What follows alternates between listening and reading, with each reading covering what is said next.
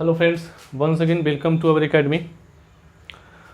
हम लोग डिस्कशन जो है एक बहुत ही यूनिक टॉपिक ऑफ ग्रामर के बारे में कर रहे हैं, that is modal auxiliary. Modal auxiliary मैंने आपको पहले ही बताया है माय डियर फ्रेंड्स की बहुत ही एक चैलेंजिंग टॉपिक है हमारे लिए नहीं, टीचर्स के लिए भी और बच्चों के लिए भी चैलेंजिंग होता है। इसके पीछे वजह क्या होती है? वजह बस एक ही होता है माय डियर फ्रेंड्स कि हम लोग एक्चुअली उसके मल्टीपल यूजेज होने के कारण हम लोग उसको डिफ्रेंशिएट नहीं कर पाते हैं। और जब कॉम्पिटिटिव लेवल की आप बात करते हो तो बारीकियों को समझना होगा, जो कि बारीकी को जब तक आप समझोगे नहीं, जब तक आपसे क्वेश्चन डील नहीं होगा। थ्योरेटिकली पढ़ लेना कोई बड़ी बात नहीं है, उस चीज़ को क्वेश्चन में कैसे अप्लाई करना है वो हम लोग सिखाते हैं, ताकि आपको ये अंडरस्टैंडिंग लेवल ऑटोमेटिक इन्हांस हो जाए। ठीक है, चलिए ज़्यादा समय ना व्यतीत करते हुए हम लोग सीधे टॉपिक पे आते हैं। और अभी तक आपने मेरा 2 मॉडल्स का वीडियो नहीं देखा है तो पहले वो देख लें, उसके बाद आज के वीडियो पे आएँ। चलिए हम लोग बात करते हैं मॉडल ऑक्सिलरी की। मॉडल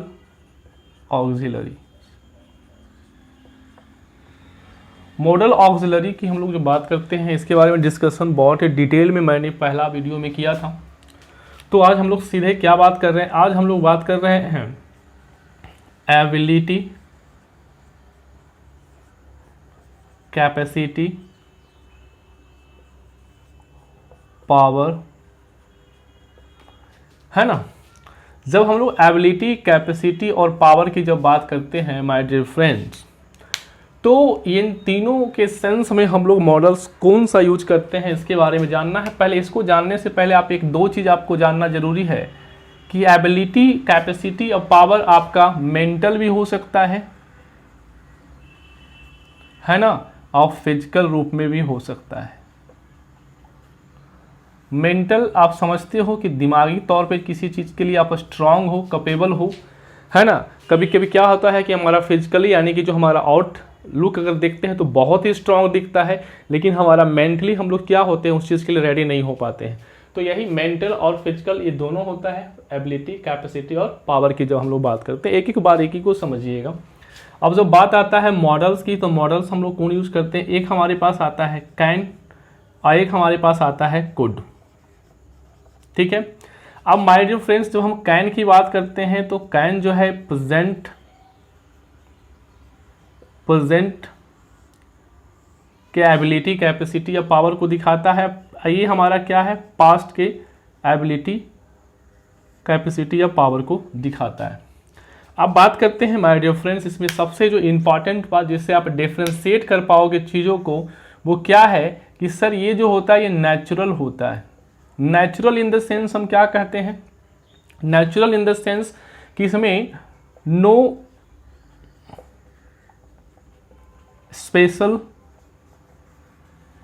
एफर्ट्स, इसमें किसी तरह का आप अपने तरफ से कोई स्पेशल एफर्ट या प्रयास नहीं करते हो, ये नेचुरल होता है। कभी कभी आप सुनते हैं ना कि उसमें मतलब कि जन्म से ही वो मतलब कि मजबूत है, ताकतवर है या कैपेबल है, ऐसा आप सुनते होंगे। तो ये नेचुरल होता है। आपको नेचुरल इन द सेंस वही हो गया कि उसमें किसी तरह का कोई भी स्पेशल एफर्ट की ज़रूरत नहीं है। और विशेष हम लोग जब इसका एग्जाम्पल देंगे तो वहाँ समझ में ज़्यादा आएगा। उसके बाद हम लोग बात करते हैं एक बहुत ही इंपॉर्टेंट बात की माय डियर फ्रेंड्स, इसी के संदर्भ में क्या वो होता है, ध्यान से समझिएगा कि सर हम लोग जब इज, एम, आर, एक हमारे पास हो गया वाज, वर, इन दोनों के साथ हम लोग जो है एबल के साथ हम लोग 2+V1 का यूज करते हैं। इज, एम, आर और वाज, वेयर, इन दोनों के साथ एबल और 2+V1 का प्रयोग करते हैं। ठीक है, जो हम लोग इज, एम, आर की बात करते हैं माय डियर फ्रेंड्स, तो आपको पता होगा कि किसको रिप्रेजेंट करेगा? ये प्रेजेंट को रिप्रेजेंट करेगा। और हम लोग वाज, वेयर की बात करते हैं तो ये किसको रिप्रेजेंट करेगा? पास्ट को रिप्रेजेंट करेगा। देखिए ये भी हमारा क्या है कि ये भी एबिलिटी, कैपेसिटी और पावर को ही दिखाता है, लेकिन इसमें अंतर है। कभी कभी आप ये चीज़ आप देखिएगा कि हमारे बुक में ये चीज़ लिखा हुआ रहता है। क्या लिखा हुआ रहता है? इस सेंस में जो एबिलिटी, कैपेसिटी और पावर की बात करते हैं, कैन इक्वल टू लिखा हुआ रहता है is, am, are plus able plus 2 और प्लस V1, ये कितने सही है इस चीज़ को मैं आपको आज प्रूव करूंगा। दूसरा जो हमारे पास होता है कुड के बराबर लिखा हुआ रहता है माय डियर फ्रेंड्स वाज, वर, फिर से हमारे पास एबल टू प्लस V1, ठीक है। तो अब यहाँ पर ध्यान से समझिएगा कि हम लोग क्या करते हैं कि सर इसको रिप्लेस कर देते हैं कैन से। एक मैं इस पर एग्जांपल लेना चाहूँगा, जैसे मैंने लिखा I can speak English, I can speak English. अब ध्यान से समझिएगा माय डियर फ्रेंड्स, जब हम आई कैन स्पीक इंग्लिश बोल रहे हैं तो यहाँ पर क्या हो गया कि कैन, इसको हम लोग क्या करते हैं रिप्लेस करने की कोशिश करते हैं। ऐसे भी लिख सकते हैं I am able to speak English. अब हमें ये लगता है कि ये दोनों सेंटेंस का जो अर्थ है बाय डेफिनेशन अगर हम लोग बात करें, मतलब बाय अर्थ यानी कि बाय मीनिंग बात करते हैं, तो हम लोग को ये लगता है माय डियर फ्रेंड्स कि ये दोनों का दोनों क्या है सही है और दोनों जो है इक्वल अर्थ दे रहा है। लेकिन आप एक बात हमेशा याद रखोगे, ये किस लेवल पे ये बातें समझाई जाती है। जब आप 9th 10th की बात करते हो, 11th 12th की बात करते हो, तो वहां तक तो ये बातें काम करती है। लेकिन जब हम लोग कॉम्पिटिटिव लेवल की एग्जामिनेशन की बात करते हैं तो वहां पर यहाँ से क्वेश्चन आता है, तो वहां पर अगर इस तरह का सिचुएशंस आपको दिया जाता है तो दोनों के डिफरेंस मीनिंग में काफ़ी ज़्यादा डिफरेंस आ जाता है। कैसे, वो हम लोग समझते हैं। सबसे पहला बात यहाँ पर ध्यान में रखिएगा माय डियर फ्रेंड्स कि एबल टू प्लस V1 यहाँ पर क्या है, ये जो है ये नेचुरल नहीं होता है, इसमें स्पेशल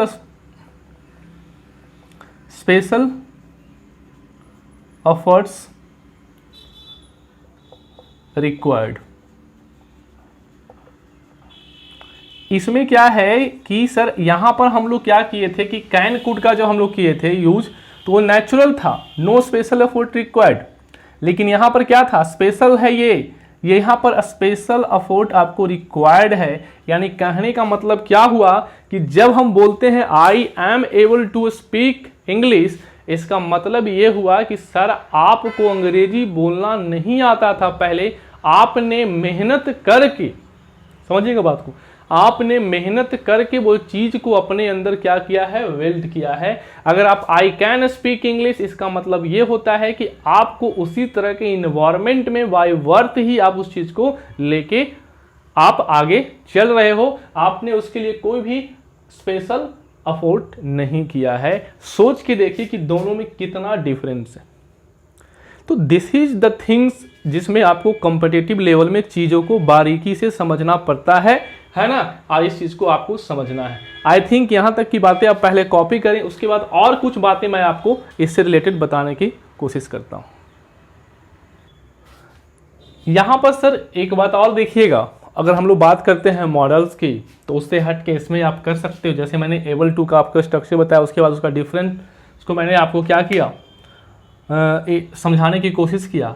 एक स्ट्रक्चर आप यहाँ पर और पुट कर सकते हो माय डियर फ्रेंड्स, वो क्या है कि सर सब्जेक्ट है, सब्जेक्ट के साथ आप क्या लगा सकते हो, हैव और हैज, हैव हैज, या आप हैड का भी प्रयोग कर सकते हो। आपको पता है हैव और हैज जो है हमारा क्या करता है, पोजीशन को दिखाने का काम करता है। ये हमारा मेन वर्ब भी होता है, ऑक्सिलरी वर्ब की तरह भी काम करता है। तो अब ध्यान से समझिएगा कि यहाँ पर ये हैव और हैज क्या हो गया, इसका पास्ट हमारा हैड हो गया, ठीक है। तो इसके साथ आप चाहो तो यहाँ पर जैसे वर्ड लिखा हुआ है एबिलिटी, एबिलिटी, आप चाहो तो यहाँ पर लिख सकते हो कैपेसिटी, है ना, कैपेसिटी, या वर्ड यूज कर सकते हो क्या, पावर। इसके बाद आपको क्या करना है, 2 प्लस V1 का यूज करना है। तो ये भी स्ट्रक्चर जो होता है क्या होता है, इंपॉर्टेंट होता है। यहाँ पर आप ज़्यादा ध्यान से समझिएगा। जैसे हमने लिखा आई हैव एबिलिटी, आपने डायरेक्ट अपना जो है क्या किया, मेंटल और फिजिकल चीज़ों को यहीं पर रिप्रेजेंट कर रहे हो। आई हैव एबिलिटी यानी कि आपके पास एबिलिटी है, यानी प्रोसेस करते हो, आप उस चीज़ को क्या करते हो, ऑक्युपाइड करते हो। तो I have ability to talk to anyone. I have ability to talk to anyone. अब देखिएगा, I have ability, I have capacity, I have power. Did you understand? तो ये भी एक बात थी जिसको मैंने आपको बताया इससे रिलेटेड। अब चलिए हम लोग कुछ क्वेश्चन जैसे हम लोग करते हैं चीज़ों को डील, क्वेश्चन के साथ हम इसको डील करने की कोशिश करते हैं। चलिए माय डियर फ्रेंड्स, वही एज यूजुअल जो हमारा जो अप्रोच होता है क्वेश्चन के कंसेप्ट को समझाने का, वही चीज़ को हम लोग फिर से देखते हैं। क्वेश्चन को देखने का नज़रिया को आप बदलिए, अपना समझने की कोशिश कीजिए। चलिए स्टार्ट करते हैं। Rani fill in the blank speak 3 languages at the age of 11। ध्यान से देखिए, सेंटेंस में कह रहा है कि रानी जो है 11 साल के एज से, यानी कि आप सोच के देखिए कि कोई 11 साल का बच्चा अगर 3 लैंग्वेजेस को बोल रहा है तो डेफिनेटली वो उसके लिए कोई स्पेशल एफर्ट नहीं किया, उसको इस तरह का इन्वायरमेंट जो है नेचुरल उसमें इन्वेल्ट हो गया। ठीक है, समझ रहे हो? तो अब यहाँ पर देखिए एट द एज ऑफ 11 बोल रहा है, तो ये पास्ट की बात कर रहा है। जब पास्ट की बात कर रहा है तो नेचुरल है, और नेचुरल है पास्ट की बात कर रहा है, तो हम लोग यहाँ पर क्या यूज करेंगे? Could. Rani could speak 3 languages at age of 11। समझते हुए चलिएगा। लिखा हुआ है she fill in the blank lip the box easily. कहता है मेंटली और फिजिकली आप क्या होते हैं? स्ट्रांग होते हैं। बॉक्स को उठाना है, फिजिकली आप स्ट्रांग हो, आसानी के साथ आप क्या कर सकते हो? बॉक्स को उठा रहे हो। तो इसका मतलब क्या हुआ कि सर उसको किसी तरह का कोई स्पेशल एफर्ट की ज़रूरत नहीं है। बिल्डअप वो काफ़ी ज़्यादा स्ट्रांग है ना, नेचुरल है उसके अंदर ये ताकत। तो आप सिंपल सा आप यहाँ बात क्या कर सकते हो? यहाँ पर she can lift the box easily. Word easily को यहाँ पर देख रहे हैं। अब देखिएगा व्हेन आई वॉज यंग, इस सेंटेंस को देखिएगा, लिखा हुआ when I was young I run faster than my brother. आप अपने भाई से ज़्यादा तेज दौड़ सकते थे। तो पास्ट की बात किया जा रहा है, तो यहाँ पर क्या हो जाएगा? यहाँ पर कुड की बात करेंगे हम लोग, है ना। When I was young I could run faster than my brother. आगे देखिएगा Rahul is rich enough. Rahul is rich enough he fill in the blank afford an expensive car. यहाँ इज है ना। राहुल क्या है? बहुत अमीर है, बहुत ज़्यादा अमीर है। तो सिंपल है, नेचुरल है कि राहुल क्या कर सकता है भाई? एक्सपेंसिव कार वो अफोर्ड कर सकता है ना। Did you understand? अब देखिएगा यहाँ पर हर कार ब्रोक डाउन, उसका जो कार है वो खराब हो गया, ठीक है, रास्ते में ही। Yet she fill in the blank reach home on time. अब ध्यान से समझिएगा माय डियर फ्रेंड्स कि सर उसका कार जो है ब्रोक डाउन हो गया, खराब हो गया, उसके बावजूद भी वो घर समय पे पहुंच गई। इसका मतलब है कि उसको घर पे पहुंचने के लिए अपने तरफ से क्या करना पड़ा होगा? एक्स्ट्रा एफर्ट लगाना पड़ा होगा। ये नेचुरल तो नहीं होता है कि कार खराब हो जाएगा आप आराम से घर पहुंच जाओगे समय पे, ऐसा तो नहीं होगा। तो वह कुछ न कुछ ऐसा सिचुएशन क्रिएट हुआ होगा, उसने कुछ ऐसा किया होगा, अपनी तरफ से जोड़ लगाया होगा।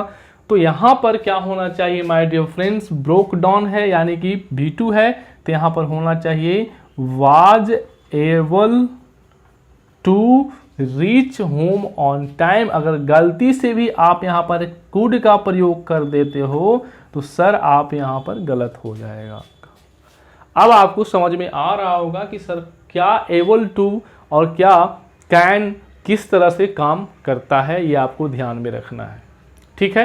क्योंकि एग्जामिनेशन क्वेश्चन जब आपको देती है तो मैंने पहले ही बताया कि सेंस को समझने की कोशिश कीजिएगा।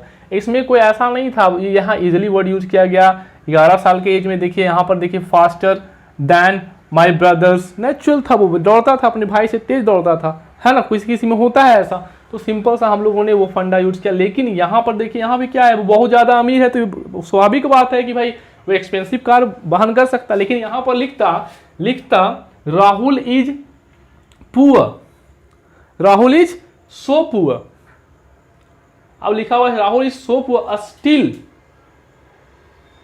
अब स्टिल, अब इसके बाद यहां पर लिखा हुआ रहता fill in the blank afford and expensive car. अब जरा सोच के देखिए, यहां क्या है, रिच लिखा हुआ था तो ये नेचुरल हो गया कि रिच है तो यहां पर कैन का प्रयोग करना है, क्योंकि वो नेचुरल है। जो अमीर है तो वो तो एक्सपेंसिव कार को अफोर्ड करेगा ही।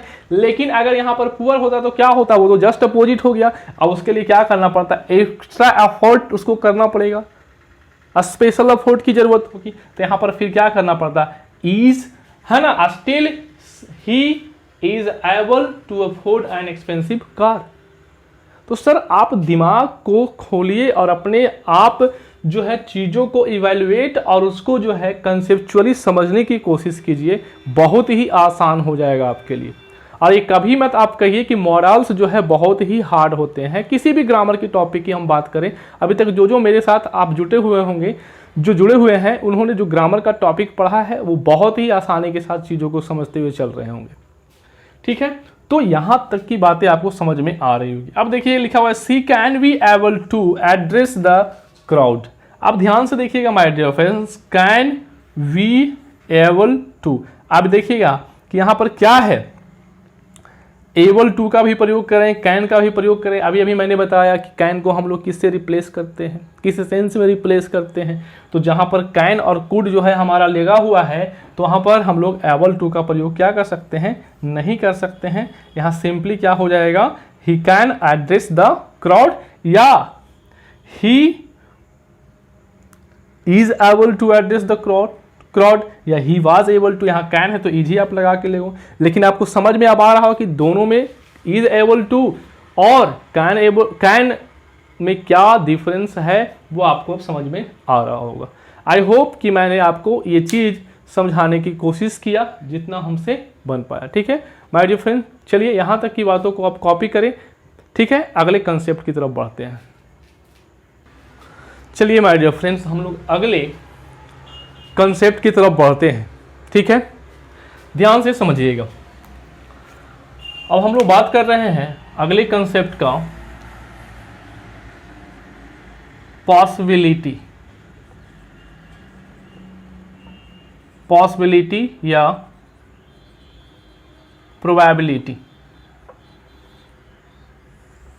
पॉसिबिलिटी बोलो या प्रोबेबिलिटी बोलो, दोनों से हम लोग अनुमान या संभावना होता है किसी भी चीज़ का, पॉसिबिलिटी होती है ना। अब जब हम इसकी बात करते हैं सर, यहाँ भी हम लोग को कन्फ्यूजन आती है, समझते हुए चलिएगा। जब मॉडल्स की बात करते हैं तो कौन कौन से मॉडल्स जो है इन पॉसिबिलिटी और प्रोबेबिलिटी को क्या करता है, जस्टिफाई करने का काम करता है। तो हमारे पास एक आता है माय डियर फ्रेंड्स मे, एक हमारे पास आता है माइट, एक हमारे पास आता है कैन। यहां भी आपका जो है कुछ ऐसे पहले से चीजें आप जानते हो वो आपको आज यहां पर समाप्त होगा और आपके अंदर जो कन्फ्यूजन है वो खत्म हो जाएगा। मे की जो हम बात करते हैं तो ये my dear friends strong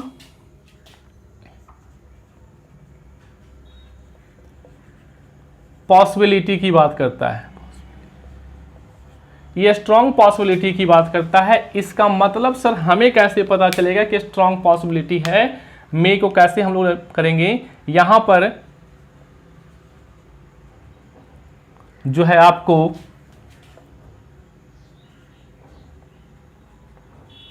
reason to be sure, आप रीजन से उसको आप देखोगे, रीजन जो दिया हुआ रहेगा उसमें, उस रीजन से वो चीज को आप पकड़ सकते हो कि सर स्ट्रॉन्ग पॉसिबिलिटी है तो उसके पीछे कुछ ना कुछ तो वजह होगा। वो वजह क्या होगा वो आपको इंडिकेट करेगा कि श्योर है। दूसरा क्या है, ये हमारे पास आ रहा है माइट, जो है ये बिग पॉसिबिलिटी को बताता है।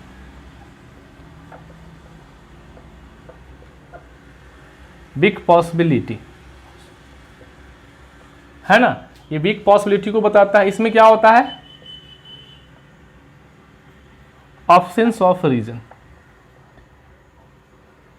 इसमें रीजन का ऑब्सेंस होता है, यानी कि आपके यहाँ पर रीजन जो है कुछ ऐसा नहीं दिया हो रहा है, जिसके रीजन से ही आपको समझ में आ जाएगा कि यहाँ पर बिग पॉसिबिलिटी है।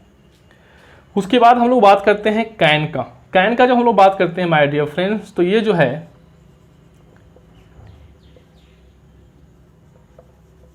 ये यूनिवर्सली अप्लीकेबल होता है। ये जो होता है यूनिवर्सली अप्लीकेबल होता है। इन चीजों को आपको ध्यान में रखना है। पहले यहां तक की बातों को आप समझें। चलिए, यहां तक बात आपको समझ में आ गई होगी। हम लोग क्या करते हैं, मे का यूज करते हैं स्ट्रॉन्ग पॉसिबिलिटी के लिए, है ना, जिसमें आपको रीजन क्या दिखाएगा, श्योर होने का। माइट का कहाँ यूज करते हैं, बिग पॉसिबिलिटी के लिए, ऑब्सेंस ऑफ रीजन, जहां पर रीजन नहीं रहेगा उसकी ऑब्सेंस होगी।